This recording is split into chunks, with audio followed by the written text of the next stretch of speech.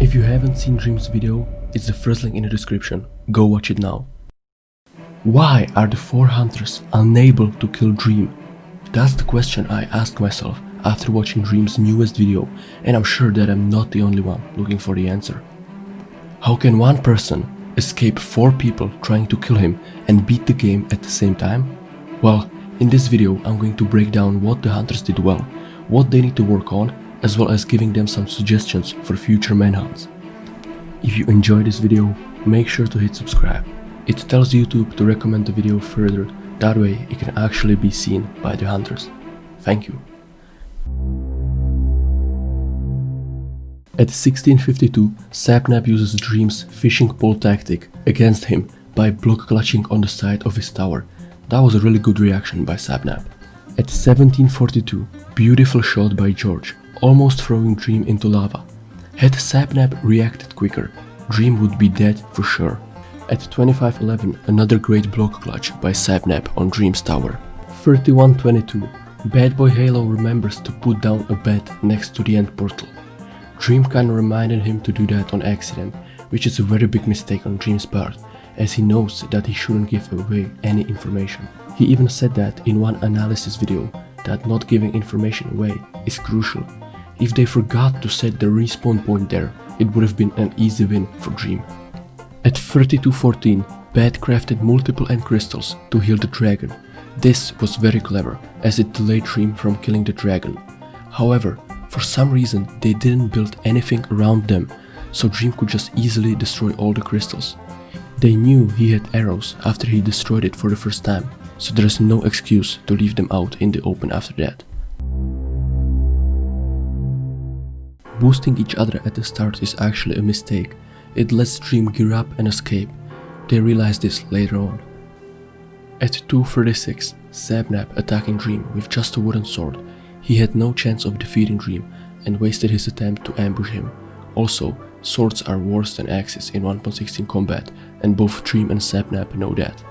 703, George dies by fall damage when he sees Dream bolt clutching literally 5 seconds earlier. This was a stupid mistake and it turned what should have been a 2v1 into a 1v1. At 1405, the hunters should expect that Dream is up to something when he lets them know his location on purpose. Also, in hindsight, they could have started towering in different spots so he can't outplay them all at the same time. 1606, Sapnap and George could have knocked Dream off the blocks had they placed one block underneath them. They are both good enough to be able to pull this off. 1758, George somehow misses Dream or just doesn't hit him. I don't know, but if he landed that one hit, Dream would die there. At 1809, George says he's gonna fishing rod me, and literally 2 seconds later dies to fishing rod from Dream. At 1843, Frost falls down, resulting in him being low. He doesn't eat anything, maybe he didn't have food or I don't know. Should have at least hit in the wall or built blocks around him, but he doesn't. So Dream shoots him once with a bow and he dies. Followed by a courageous Bad Boy Halo who starts building some super bridge to protect himself from Dream, instead of just placing one block next to him and one block behind him. That way it's impossible to fall. Instead he falls and dies. Now Dream has 2 inventories worth of stuff, giving him pearls, food and plenty of gear. And he burns the rest. This is a complete blunder on the hunter's part. At 2255, everyone is standing on a 1-block bridge despite knowing that Dream has a bow and a crossbow from previous fights. They got very lucky and Dream missed all of his shots. However, 1 or 2 people could have easily died there and their stuff would get burnt into lava. 3331, Frost gets thrown into the air by the End Dragon and doesn't pearl or water clutch. A relatively small mistake, however everything matters at this point. At 3342, George forgot that end crystals will one-shot you if you are close to them, and he almost died. However, Dream misses his shot. George got very lucky. 3420, the hunters let Dream burn all the items, doing a very bad job at protecting them. At 3442, Sapnap missed Dream, which would probably knock him off and kill him, as he's only at 4 hearts and the crit from the sharp 1 iron axe would deal around 3 hearts and the fall damage would take care of the rest. Another moment where Dream could have died if Sapnap didn't miss the hit. Right after that, Sabnap missed couple bow shots and takes a long time between shots. If he was faster and more accurate, perhaps he could have killed Dream there, or at least make him very low. 36-45. Poor communication leads to George being confused and thinking Dream is on the tower when he's on the ground chasing Sabnap for like 10 seconds already. I also noticed that the hunters are aggroing unnecessary amounts of Endermen. That makes everything much harder for them. At 36-54, I am pretty sure George could reach Dream then and there and kill him. Or at the very least he could have placed one block underneath him and kill him for sure. But he didn't do that and Dream gets to live once again. 39-37. Had one person pearled on Dream, he would be dead. They know that he's low because they mention that he has no helmet and then shoot him couple of times with the bow. Plus he's cooking food, which means he doesn't have any. At 40-27, Dream pearls to the middle and starts fighting the dragon. All 4 hunters are unable to get next to Dream and kill him. The dragon is knocking them back, but it's not like this is their first time in the end, so honestly I don't know how they misplayed that so badly. 40-37. George is busy killing an Enderman instead of finishing Dream off. Perhaps he forgot the call of the challenge. At 41-42, Bad Boy Halo is focused on the Enderman and lets Dream kill him because of that.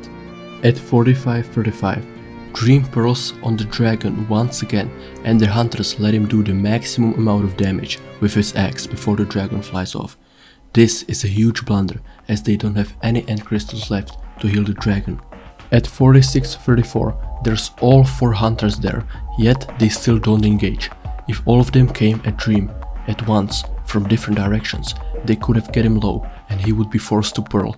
Sure, he has better gear than them, but he's only one and there's 4 of them.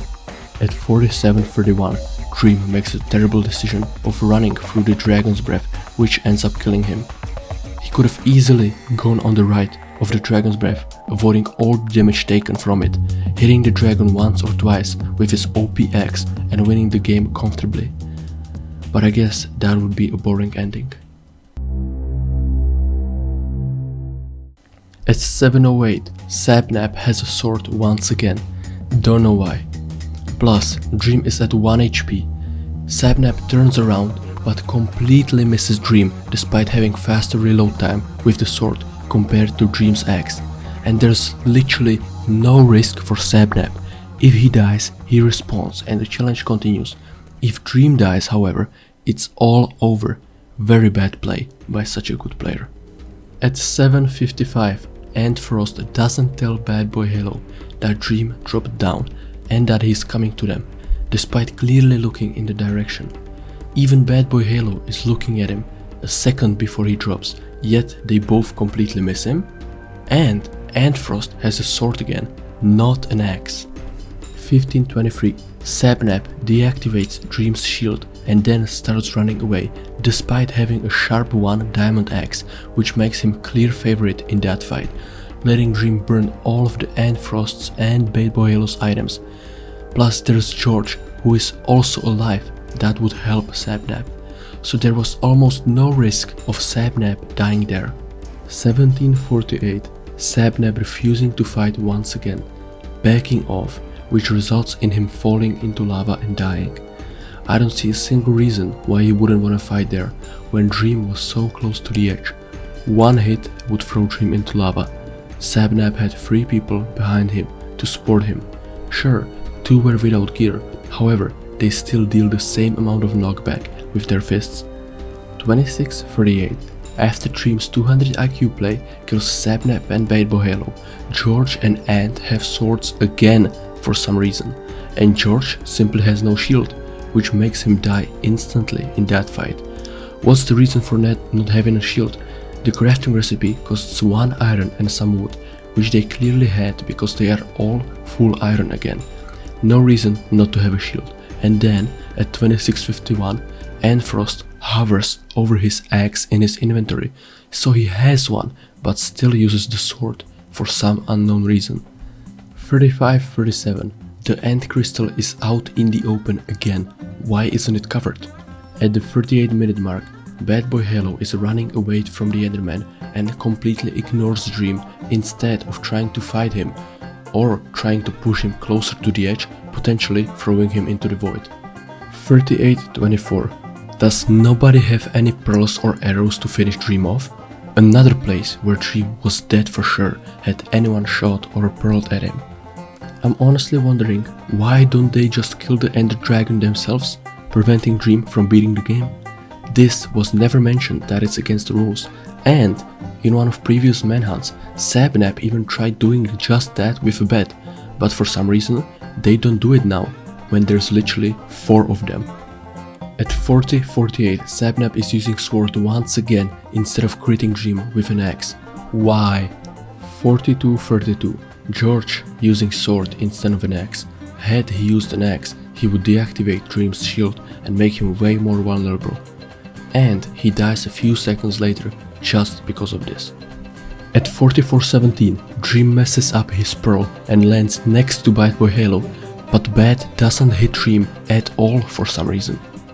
44-33, how does Bad Boy Halo miss Dream there? It's literally impossible to not hit him. 45-46, Bad is fighting with a sword again. He probably doesn't have an axe, but that doesn't matter, as the problem is crafting so many swords instead of axes. At 46-59, Sabnap only deals 2 hearts of damage to Dream. With 1 iron axe crit, he would have dealt more damage. This is absolutely crazy. Had he had done more damage there, the Ender Dragon hit would finish Dream off and Dream would be dead. 2 groups of 2 people.